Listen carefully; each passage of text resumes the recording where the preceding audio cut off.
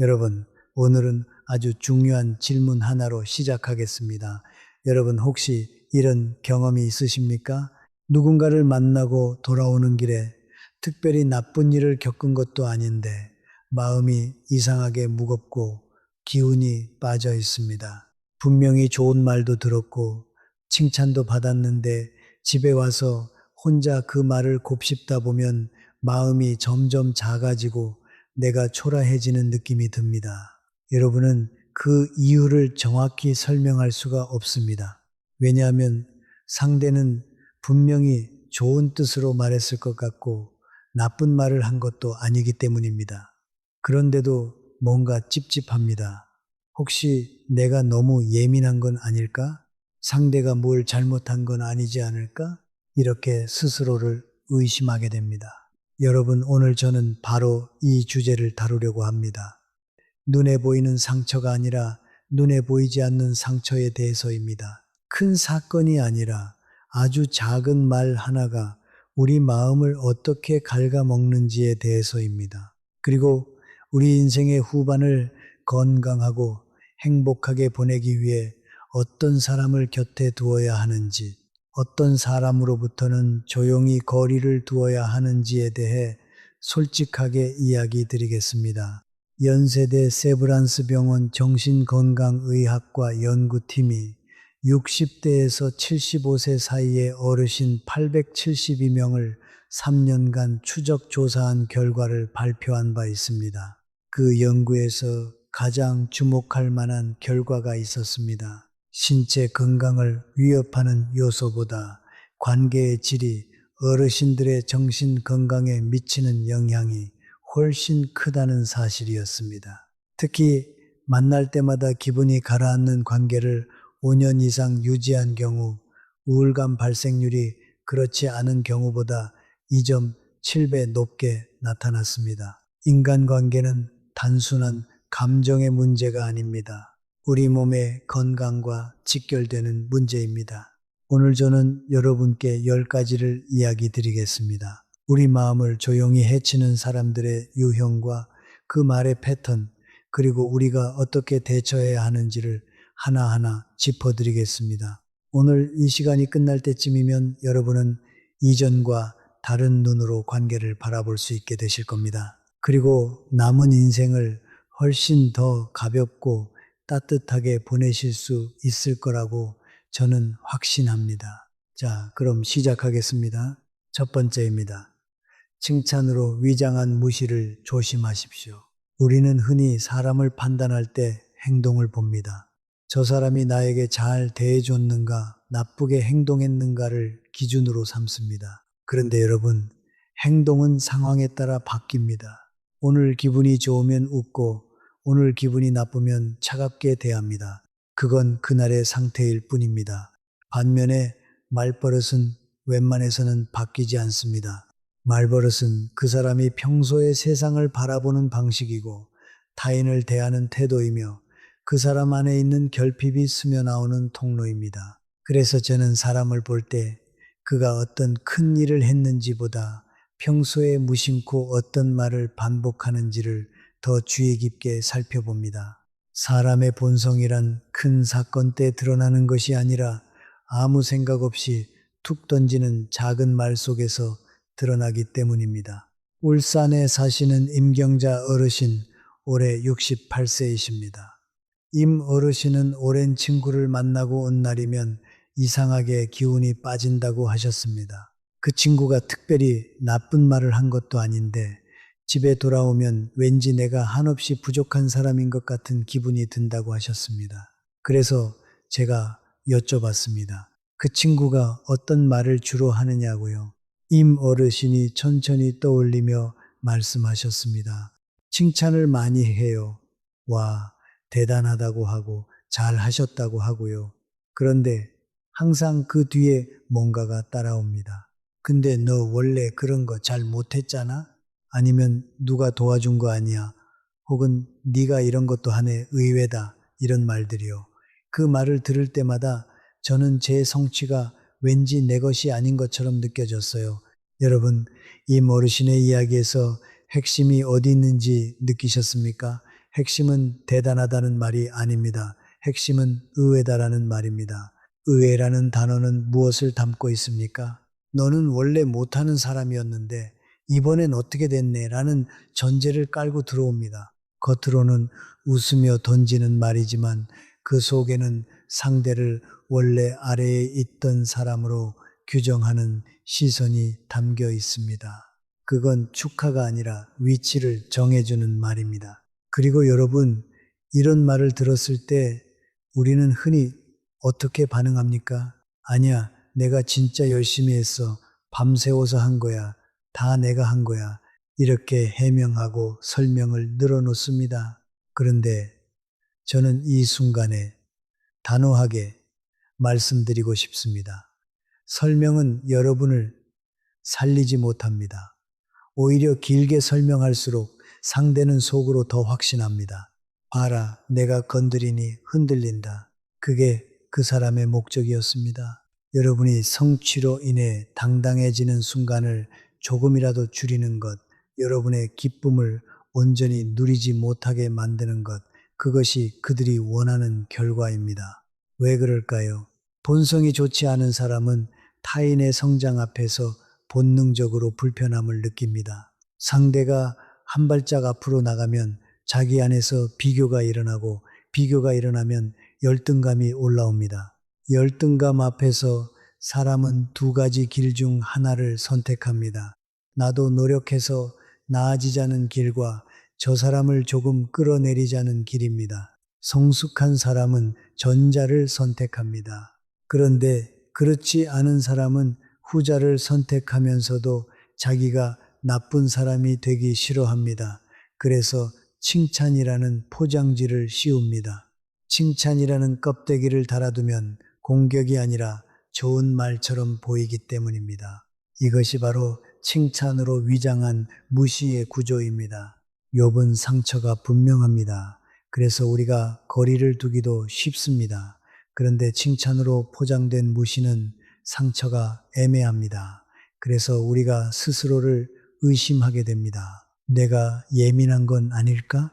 그냥 농담이었겠지. 그래도 좋은 뜻이었겠지.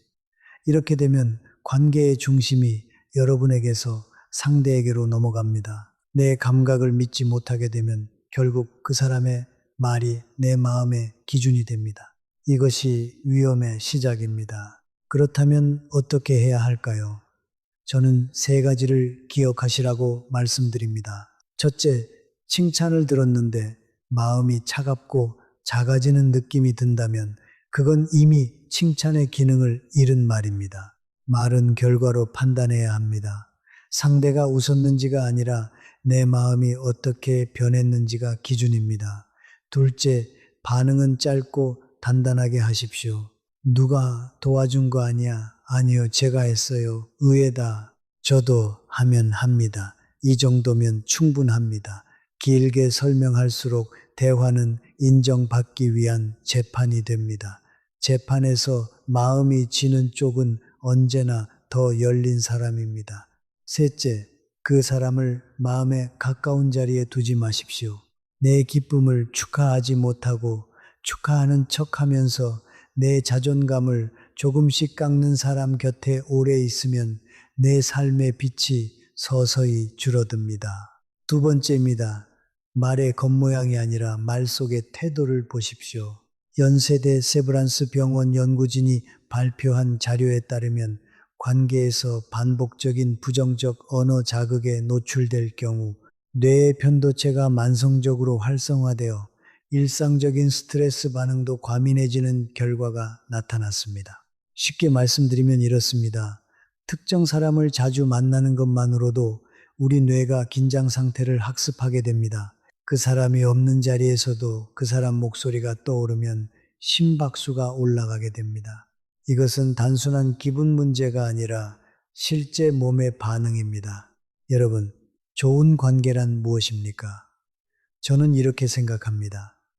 그 사람과 함께 있으면 내가 조금 더 커지는 느낌이 드는 관계입니다. 내 이야기를 꺼냈을 때 상대가 진심으로 귀를 기울이고 내 성취를 진심으로 기뻐해주고 내가 어려울 때 판단하지 않고 옆에 있어주는 관계입니다. 반대로 나쁜 관계는 함께 있으면 있을수록 내가 조금씩 작아지는 관계입니다. 특별한 사건이 없어도 이상하게 그 사람 앞에서는 내가 주눅이 들고 내 말이 점점 짧아지고 결국 중요한 이야기는 꺼내지 않게 됩니다. 진짜 인연은 나를 시험하지 않습니다. 진짜 인연은 내가 뭔가를 해냈을 때 네가 웬일이야 라고 말하지 않습니다. 대신 고생 많았겠다, 정말 멋지다 라고 말합니다. 칭찬 뒤에 꼬리표를 붙이지 않습니다. 내 과거를 끌어와서 지금의 성취를 깎지 않습니다. 그 사람 앞에서는 내가 당당해집니다. 더 나아가 나도 그 사람을 진심으로 축하해주고 싶어집니다. 좋은 인연은 그렇게 서로를 키웁니다. 반대로 본성이 좋지 않은 사람은 내 성취를 볼 때마다 어딘가 약한 부분을 찾습니다. 그리고 그 약한 부분을 농담이라는 이름으로 툭 건드립니다. 그러고는 예민하네 라고 말하면서 사실은 내가 아파하는 것을 즐깁니다. 이것은 단순한 말버릇이 아닙니다. 타인을 진정으로 존중하지 않는 세계관입니다. 타인을 축하할 줄 모르는 사람은 결국 타인을 진심으로 사랑할 줄도 모릅니다. 사랑은 감탄과 존중에서 시작되는데 그들은 감탄 대신 비교를 하고 존중 대신 평가를 하기 때문입니다. 세 번째입니다. 감정을 독점하는 사람으로부터 내 마음을 지키십시오. 관계에서 사람을 가장 지치게 만드는 유형이 있습니다. 그들은 욕하지도 않습니다. 큰 소리로 화내지도 않습니다. 그런데 이상하게 그 사람과 대화를 하고 나면 마음이 텅 빈 느낌이 들고 내가 사라진 것 같은 느낌이 듭니다. 왜 그럴까요? 이유는 하나입니다. 그들은 대화를 마음의 교류로 하지 않습니다. 무대로 씁니다. 그리고 그 무대의 주인공은 언제나 자기 자신이어야 합니다. 임경자 어르신이 비슷한 경험을 말씀해 주셨습니다. 어느 날 임 어르신이 오랫동안 마음에 담아두었던 걱정거리를 용기를 내어 친한 지인에게 털어놓았습니다. 긴 이야기는 아니었습니다. 하지만 꽤 깊은 이야기였습니다. 그런데 그 지인이 이야기를 채 절반도 듣지 않고 이렇게 말했습니다. 아이고, 그건 아무것도 아니야. 나는 더했어. 내가 옛날에 말이야. 그리고 그때부터 이야기는 지인의 이야기로 완전히 방향이 바뀌었습니다. 임 어르신은 그 자리에서 조용히 말문을 닫으셨습니다. 집에 돌아오는 길에 이상하게 더 외로웠다고 하셨습니다. 여러분, 이 이야기에서 핵심이 무엇인지 느껴지십니까? 그 지인이 한 말이 왜 상처가 됐는지를 생각해 보겠습니다. 그 말은 단순히 상황을 비교한 것이 아닙니다. 사람을 비교한 말입니다. 당신의 고통보다 나의 고통이 더 크다는 선언입니다. 당신의 이야기보다 나의 서사가 더 중요한 사람이라는 고백입니다. 용기 내어 마음을 연 사람에게 가장 먼저 해야 할 일은 조언이 아닙니다. 그저 머물러 주는 것입니다. 그랬구나, 많이 힘들었겠다. 이 한마디가 사람을 살립니다. 그런데 감정 독점형 사람은 그 자리에 머물지 못합니다. 왜냐하면 남이 위로받는 순간이 자기에게는 불편하기 때문입니다. 남이 주목받으면 자기 존재감이 줄어드는 것처럼 느끼기 때문입니다. 그래서 본능적으로 스포트라이트를 다시 자기에게로 끌어옵니다. 이것이 바로 감정의 독점입니다. 상대의 감정을 들어주는 척 하면서 결국 감정의 중심을 자기 자신으로 돌리는 습관입니다. 이런 사람의 말버릇은 매우 일정합니다. 그건 별거 아니야. 나는 더 힘들었어. 내가 해봐서 아는데 이렇게 하면 안 돼. 이 말들을 반복합니다. 듣는 사람은 그 순간 마음이 다칩니다. 왜냐하면 내가 꺼낸 진심이 진심 대접을 받지 못했기 때문입니다. 사람은 해결책만 원하는 게 아닙니다. 특히 상처가 깊을수록 해결책보다 먼저 필요한 것은 인정입니다. 그런데 감정 독점형 사람은 인정 대신 평가를 합니다. 그 정도면 괜찮은 거지. 너는 아직 덜 힘든 거야. 이런 메시지를 주는 셈입니다. 이런 사람은 기쁨 앞에서도 똑같습니다. 내가 좋은 일이 생겨서 조심스럽게 말하면 그게 뭐가 대단해. 나는 더 좋은 일도 많았어. 이렇게 말합니다. 슬픔을 가로채고 기쁨마저 가로챕니다. 결국 상대의 인생에서 가장 중요한 순간들을 자기 인생의 그림자로 만들어 버립니다. 그러다 보면 피해를 입는 쪽에서는 이렇게 느끼게 됩니다. 내 이야기를 하면 할수록 내가 초라해진다. 그래서 더 이상 말하지 않습니다. 관계는 껍데기만 남습니다. 옛날 어른들 말씀 중에 이런 뜻을 지닌 가르침이 있습니다. 자기의 괴로움만 크게 여기고 남의 괴로움을 가볍게 여기는 자와는 결코 깊은 정을 나눌 수 없다. 이 말이 왜 정확합니까? 깊은 정이라는 것은 결국 한 사람이 다른 사람의 마음에 자리를 내어주는 능력에서 생깁니다. 그런데 감정 독점형 사람의 마음에는 언제나 자기 이야기만 앉아 있습니다. 여러분의 마음이 앉을 자리가 없습니다. 네 번째입니다. 감정 독점형 사람을 오래 만나면 어떤 일이 생기는지 아셔야 합니다. 첫째로, 내 감정이 점점 작아집니다. 내가 느끼는 것이 별건가 싶어서 스스로를 축소하기 시작합니다. 둘째로, 내 말이 점점 짧아집니다. 어차피 말해도 금방 빼앗기니까요. 셋째로, 관계가 위로가 아니라 노동이 됩니다. 만나면 내가 들어줘야 하고, 내가 맞장구를 쳐야 하고, 내가 기운을 내어줘야 합니다. 그러다 보면 결국 마음이 마릅니다. 서울 아산병원 임상심리연구팀이 발표한 자료에 따르면 감정적으로 지지받지 못하는 관계를 지속적으로 유지할 경우 스트레스 호르몬 수치가 장기간 높게 유지되어 면역 기능 저하, 수면의 질 감소, 만성 피로로 이어지는 경우가 많았습니다.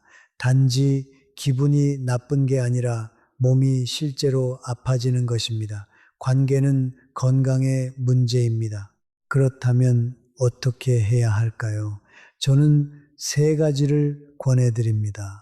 첫째, 그 사람 앞에서 깊은 이야기는 꺼내지 마십시오. 마음은 누구에게나 열 수 있는 문이 아닙니다. 그 안의 방을 존중할 줄 아는 사람에게만 열어야 합니다.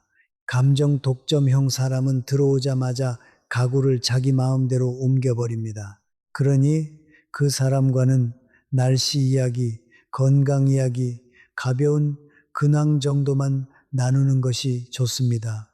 둘째, 대화를 빼앗길 때는 짧게 받고 멈추십시오. 상대가 나는 더러 들어오면 길게 반응하지 마십시오. 그랬군요. 하고 짧게 받은 뒤 더 이상 이어나가지 않으셔도 됩니다. 그 자리에서 싸우듯 내 이야기를 되찾으려 하면 여러분만 더 지칩니다. 셋째, 우리 자신도 점검해야 합니다. 나이가 들면 경험이 많아집니다. 그러다 보면 누군가가 아픈 이야기를 꺼낼 때 나도 모르게 내 경험을 먼저 꺼내게 됩니다. 스스로에게 한 가지 규칙을 주십시오. 누군가 힘들다고 말하면 나는 먼저 이렇게 말한다. 그랬구나. 정말 많이 힘들었겠다. 그리고 잠시 침묵한다. 이 침묵이 상대에게는 당신의 이야기를 내가 품고 있다는 신호가 됩니다. 다섯 번째입니다.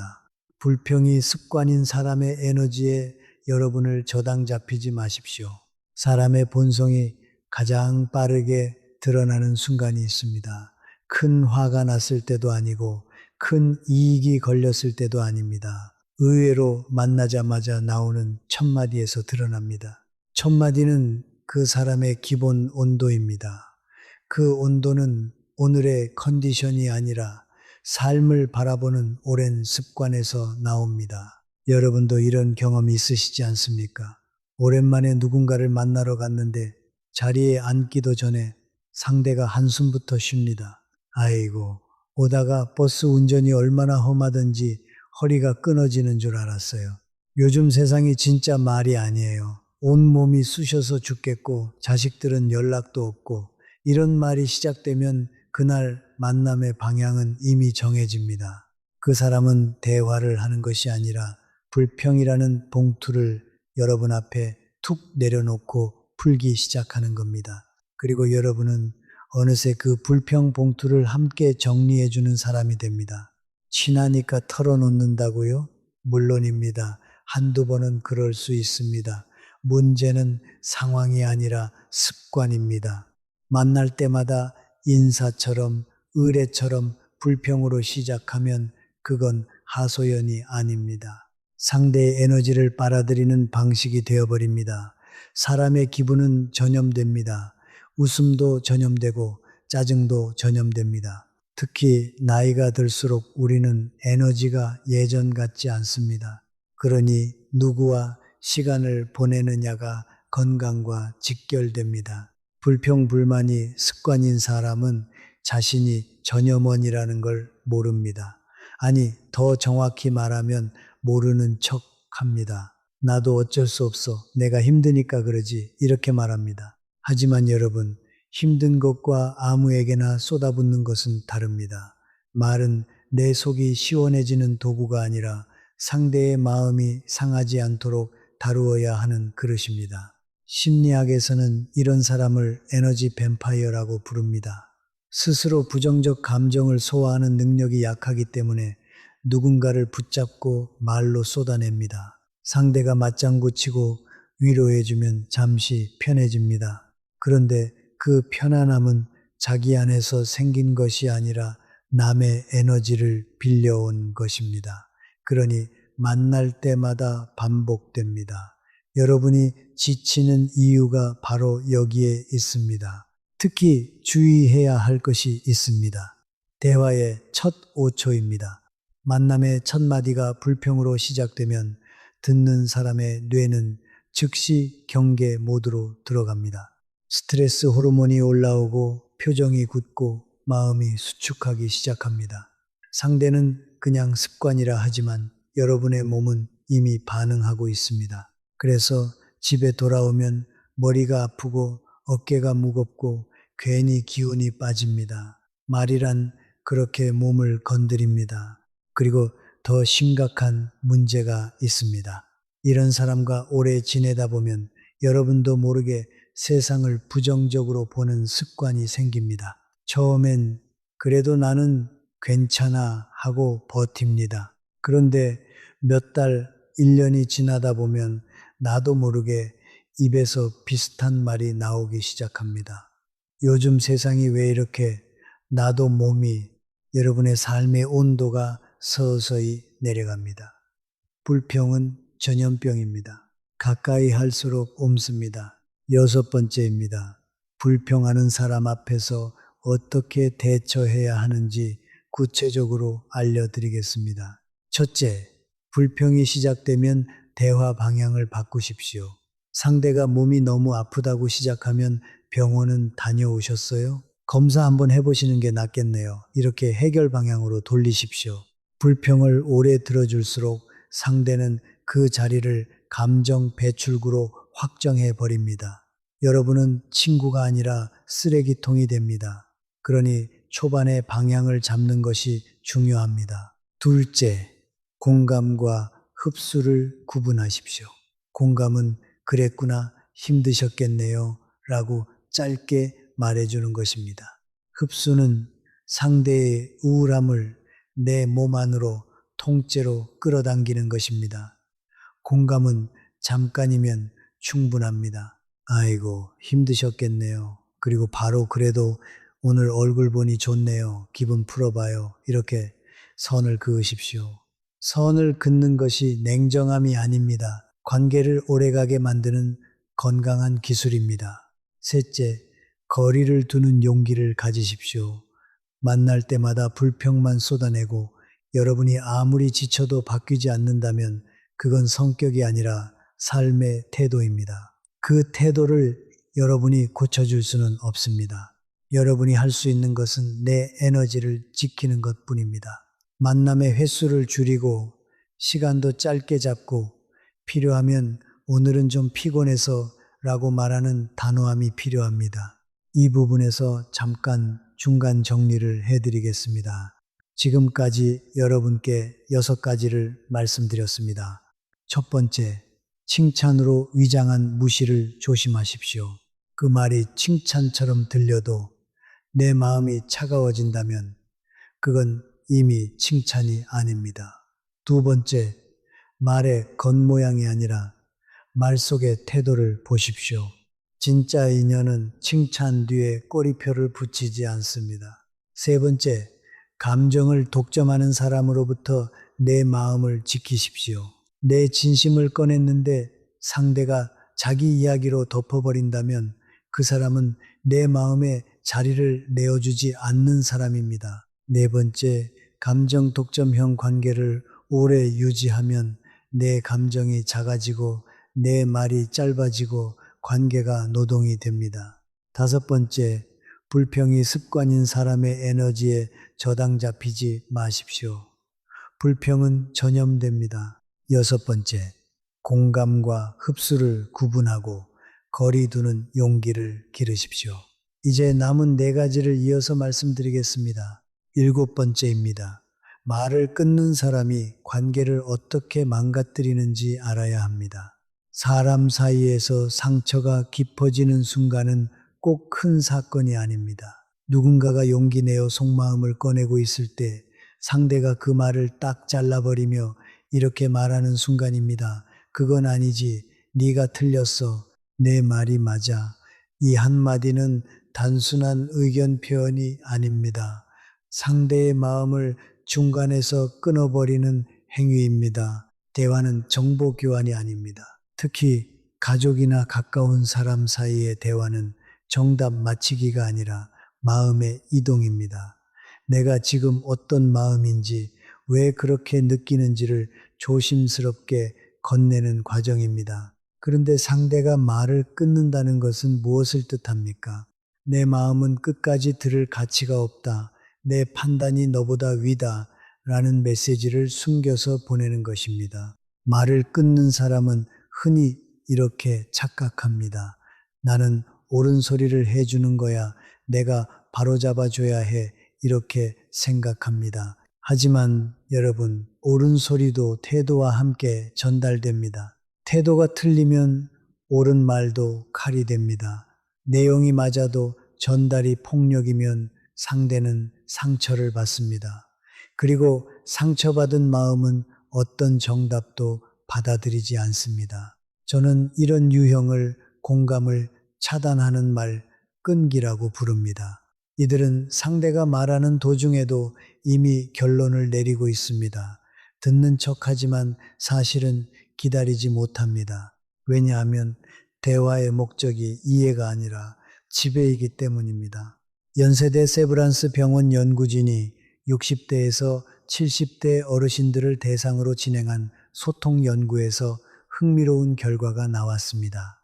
말 끊기가 잦은 관계에 오래 노출된 참여자의 경우 자기 표현 의지가 현저히 감소하고 스스로의 판단에 대한 자신감도 함께 낮아지는 경향이 있었습니다.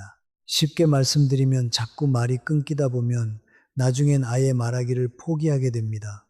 이 습관이 무서운 이유는 관계를 서서히 말려 죽이기 때문입니다.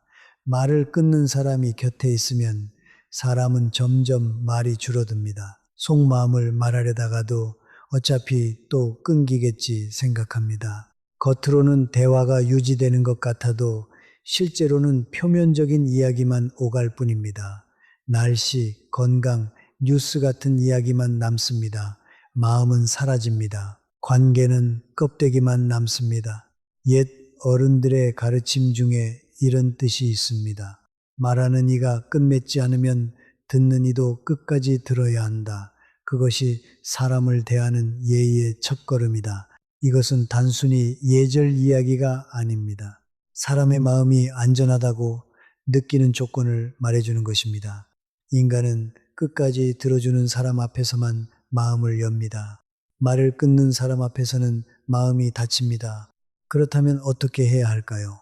첫째, 마음 이야기를 그 사람에게 맡기지 마십시오. 말을 끊는 사람에게는 중요한 고민이나 깊은 속마음을 함부로 보여주지 않는 게 좋습니다. 그 사람의 그릇은 아직 여러분의 진심을 담기엔 너무 날카롭습니다.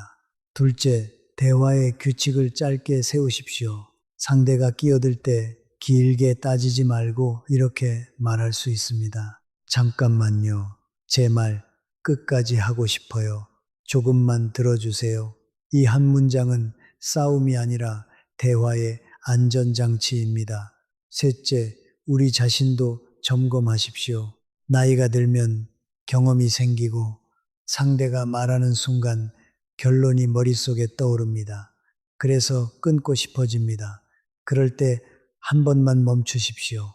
상대 말이 끝날 때까지 기다리십시오. 그리고 먼저 이렇게 말하십시오. 그랬군요. 많이 힘드셨겠네요.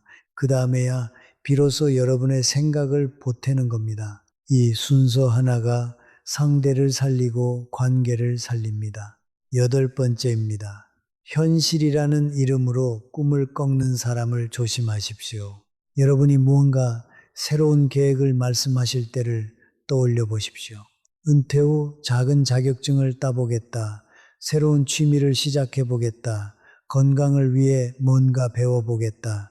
혹은 작은 일이라도 해보고 싶다. 이런 말은 허풍이 아닙니다. 살아있음의 증거입니다. 사람은 계획이 있을 때 눈빛이 살아납니다. 그런데 어떤 사람은 그 눈빛을 제일 먼저 꺼뜨립니다. 말은 이렇게 시작하지요. 내가 다 알아. 현실은 냉정해. 요즘 젊은 애들도 안 되는데 네가 된다고 생각해? 그런 거 해봐야 소용없어. 여러분, 이 말들을 들으면 어떻게 됩니까? 계획을 말할 때만 해도 설렜는데 집에 돌아오면 이상하게 부끄러워집니다. 내가 너무 나이 생각을 못한 건가? 내가 주제 파악을 못한 건가? 이렇게 스스로를 깎아내리게 됩니다. 이것이 바로 이 유형의 효과입니다. 그들은 여러분을 직접 공격하지 않습니다. 대신 여러분이 스스로를 공격하게 만듭니다. 임경자 어르신도 비슷한 경험을 하셨습니다. 건강을 위해 수영을 배워보고 싶다고 지인에게 말씀하셨더니 이런 말이 돌아왔습니다. 그 나이에 수영을, 뼈도 약해졌을 텐데 물이 아니야? 괜히 다치면 어쩌려고. 이 어르신은 그날 이후 수영 이야기를 꺼내지 않으셨습니다. 그런데 몇 달 뒤 동네 복지관에서 수영 수업을 시작하셨고 지금은 일주일에 3번씩 다니시면서 허리도 좋아지고 잠도 잘 주무신다고 하셨습니다. 그 지인의 말을 따랐더라면 이 변화가 가능했을까요? 심리학에서 자주 쓰는 비유가 있습니다. 바구니 속에 개를 여러 마리 넣어두면 한 마리가 밖으로 기어 나오려 할 때 다른 개들이 발로 끌어내린다는 이야기입니다. 사람 관계에서도 비슷한 일이 벌어집니다. 누군가가 변하려 하고 새로 도전하려 하면 어떤 사람은 기뻐하기보다 불안해합니다. 저 사람이 변하면 나는 뭐지? 저 사람이 앞서가면 나는 뒤처지나? 이 불안을 견디지 못하면 상대를 끌어내리는 말이 나옵니다. 그런데 그 끌어내림이 현실적으로 생각해 라는 외양을 띠고 있어서 더 교활합니다. 공격이 아니라 조언처럼 들리니까요. 세상에서 가장 값싼 지식이 무엇인지 아십니까? 안 되는 이유입니다. 안 되는 이유는 누구나 될 수 있습니다. 진짜 지혜는 되게 만드는 조건을 찾는 것입니다. 여러분의 계획을 들었을 때 진짜 인연은 이렇게 묻습니다. 좋다. 그럼 어떻게 하면 현실적으로 가능할까? 준비는 뭐가 필요할까? 한번 해보자. 이 차이가 큽니다. 꿈을 꺾는 사람은 벽을 세우고 진짜 인연은 길을 만듭니다. 나이가 들면 길은 더 줄어드는 것이 아닙니다. 오히려 더 다양해집니다. 어떤 분은 60대에 시작한 일이 70대의 인생을 살립니다. 어떤 분은 은퇴 후 배운 작은 기술 하나로 새로운 사람들을 만나고 활력을 되찾고 건강을 회복합니다. 나이는 가능성을 막는 숫자가 아닙니다. 오히려 인생에서 가장 중요한 것은 지금 내 마음이 무엇을 원하는가입니다. 그렇다면 어떻게 해야 할까요? 첫째, 꿈을 아무에게나 말하지 마십시오. 꿈은 아직 완성된 성이 아닙니다. 처음엔 작은 집입니다. 지붕도 얇고 벽도 약합니다. 아무 말에나 쉽게 무너집니다. 그러니 꿈은 증명해야 할 사람에게 말하지 말고 응원해 줄 사람에게 말하십시오. 내 불씨를 보고 함께 바람을 불어줄 사람, 그 사람이 진짜 동료입니다. 둘째, 현실이라는 말에 즉시 흔들리지 마십시오. 현실은 하나가 아닙니다. 사람마다 현실이 다릅니다. 어떤 사람에게 불가능한 일이 다른 사람에게는 가능할 수 있습니다. 그 사람이 자기 한계를 여러분에게 덮어 씌울 때 속으로 이렇게 말하십시오. 그건 당신의 한계지 내 한계가 아니다. 이 한 문장이 여러분을 지켜줍니다. 셋째, 반응은 짧고 단호하게 하십시오. 고마워요. 저는 한번 해볼게요. 이 정도면 충분합니다. 부드럽게 말해도 마음은 단단해야 합니다. 아홉 번째입니다. 경험을 앞세워 통제하려는 사람의 말 패턴을 알아야 합니다. 어떤 사람은 말할 때 항상 이렇게 시작합니다. 내가 해봐서 아는데 절대 하지 마. 그거 하면 큰일 난다고. 겉으로는 경험에서 나온 조언처럼 들립니다. 그런데 그 말을 듣고 나면 마음이 움츠러들고 하고 싶던 일도 겁이 나서 못하게 됩니다. 여러분, 이것은 조언이 아닙니다. 더 정확히 말하면 조언을 가장한 통제입니다. 사람을 해치는 말은 욕설만이 아닙니다. 오히려 너를 위해서라는 말로 포장된 압박이 더 오래 남습니다. 왜냐하면 그 말은 나를 공격하는 것이 아니라 내 선택권을 빼앗기 때문입니다. 내가 해봐서 아는데라는 말의 구조를 생각해 보십시오. 이 말에는 무엇이 담겨 있습니까? 나는 너보다 위에 있다. 나는 경험이 있고 너는 모른다. 그러니 너는 내 말을 따라야 한다. 이 구조가 깔려 있습니다. 물론 진정한 조언도 있습니다. 그 조언은 어떻게 다릅니까? 진정한 조언은 강요하지 않습니다. 내 경험을 참고로 알려줄게. 하지만 결정은 네가 해. 라고 합니다. 반면 통제형 조언은 절대, 반드시, 그러면 큰일 난다는 말로 여러분이 선택 자체를 못하게 만듭니다. 연세대 세브란스 병원 연구 자료에 따르면 60대 이상 어르신들에게서 자율성의 상실은 단순한 심리적 불쾌감을 넘어 실제 신체 건강 지표에도 부정적인 영향을 미치는 것으로 나타났습니다.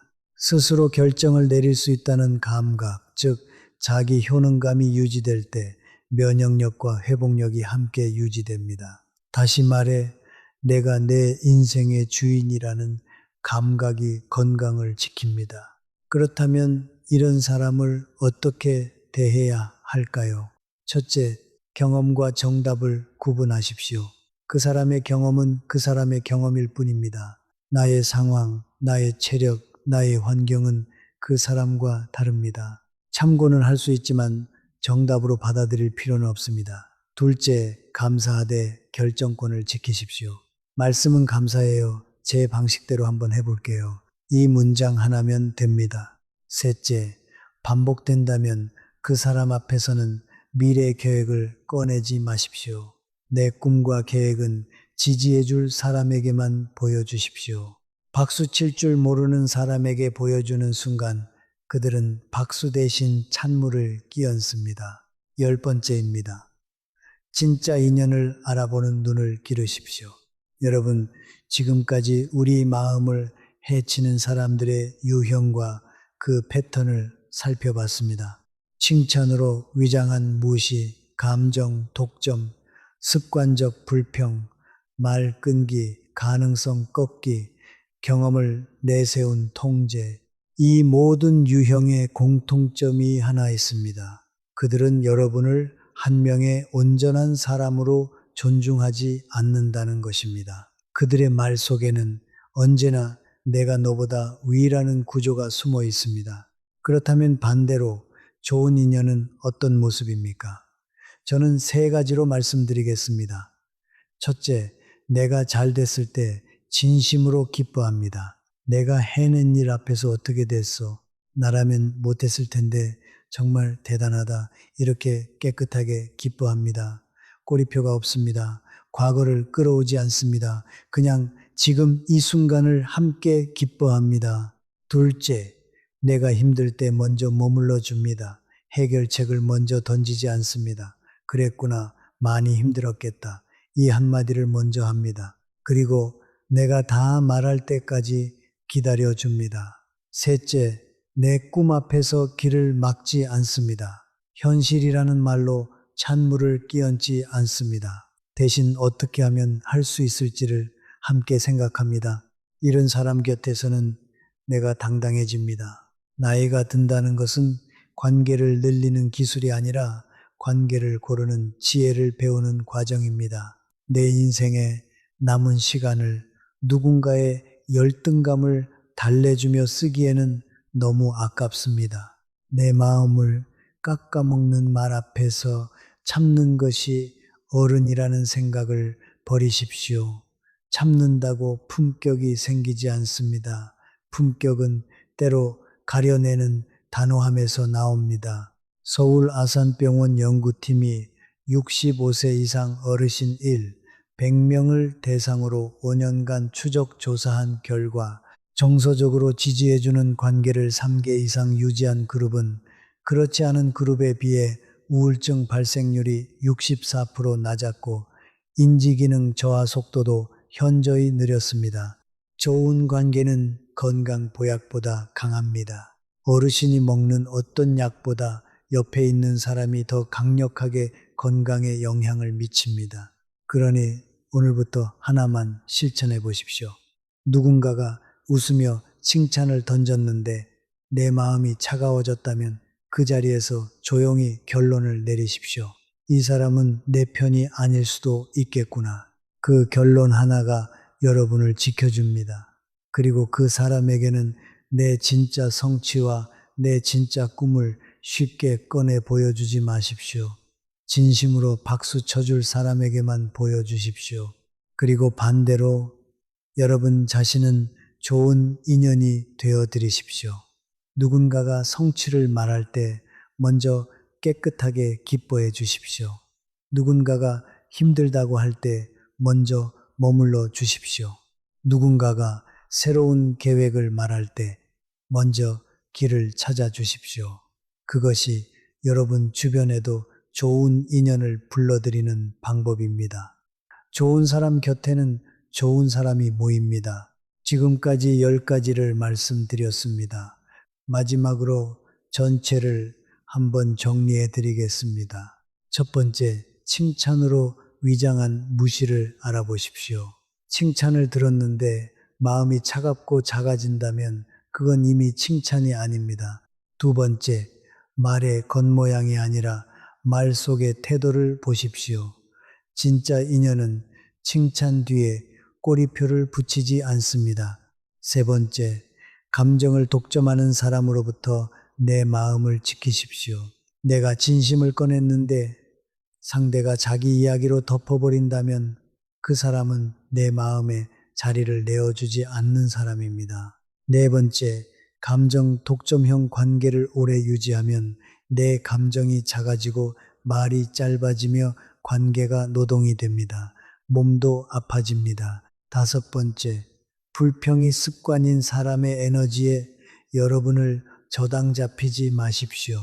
불평은 전염됩니다. 여섯 번째, 공감과 흡수를 구분하고 거리를 두는 용기를 기르십시오. 일곱 번째, 말을 끊는 사람은 여러분을 이해하려는 것이 아니라 지배하려는 것일 수 있습니다. 중요한 마음 이야기를 그 사람에게 맡기지 마십시오. 여덟 번째, 현실이라는 이름으로 꿈을 꺾는 사람을 조심하십시오. 그 사람의 한계가 여러분의 한계가 아닙니다. 아홉 번째, 경험을 앞세워 통제하려는 사람 앞에서 결정권을 지키십시오. 내 인생의 주인은 나입니다. 10번째, 진짜 인연을 알아보는 눈을 기르십시오. 그 사람 앞에서 내가 당당해지는가 아니면 작아지는가, 이 기준 하나면 충분합니다. 여러분, 여러분의 인생은 귀합니다. 여러분의 마음은 더 귀합니다. 축하를 가장해 내 자존감을 갉아먹는 말 한마디에 흔들리지 마십시오. 그 말은 여러분의 실력이나 가치를 드러내는 것이 아닙니다. 그 사람의 마음 상태를 드러낼 뿐입니다. 우리는 타인의 독을 해독하느라 지칠 필요가 없습니다. 처음부터 그 독을 내려놓으면 됩니다. 그리고 임경자 어르신처럼 되십시오. 어르신은 이제 누구 앞에서 마음이 따뜻해지는지 아십니다. 그 사람들과 더 자주 만나시고 그 사람들과 더 깊이 이야기 나누십니다. 그리고 마음이 차가워지는 사람에게는 가볍게 멀찍이 대하십니다. 그것만으로도 어르신의 일상이 많이 달라지셨다고 하셨습니다. 잠도 잘 자시고 기운도 나고 무엇보다 아침에 일어나는 것이 더 이상 무겁지 않다고 하셨습니다. 관계는 의무가 아닙니다. 관계는 서로의 삶을 살리는 온기여야 합니다. 내 마음에 온기를 주는 사람을 소중히 여기시고 내 마음을 차갑게 만드는 사람으로부터는 조용히 거리를 두십시오. 그것이 나이가 들수록 더욱 중요해지는 관계의 지혜입니다. 오늘 이 이야기가 여러분의 관계를 돌아보는 작은 계기가 되셨으면 합니다. 오늘 나누어 드린 내용이 유익하셨다면 좋아요와 구독 부탁드립니다. 함께 해주셔서 진심으로 감사드립니다. 건강 지키시고 행복하세요.